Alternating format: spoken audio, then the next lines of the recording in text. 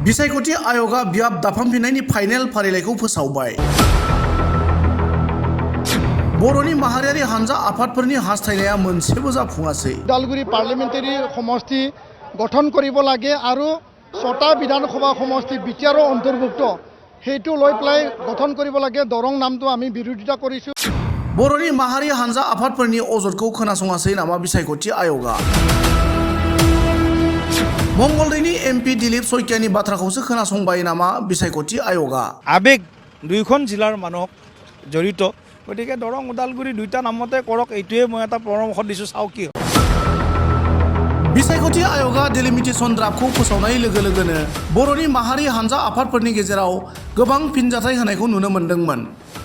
बेबादिनो बिटिआर ओनसोलाव क'क्राझारखौ लाफानानै आरोबाव मोनसे उदालगुरि मुङै लकसभा बियाब दानो थाखाय दाबि खालामबोदोंमोन।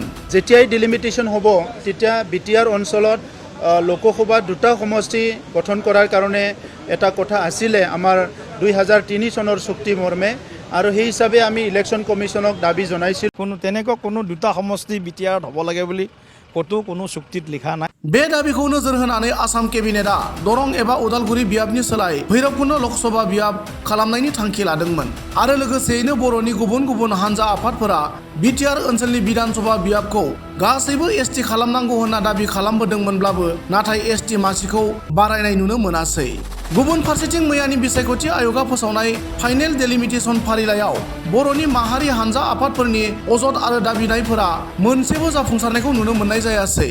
बेनि सोलाय लकसभा बियाबनि बिथिङाव मंगलदै लकसभा बियाबखौ एमपि दिलीप शइकियाया दाबि खालामनाय बादियै दरं उदालगुरि बियाब खालामनायखौसो नुनो मोनबाय।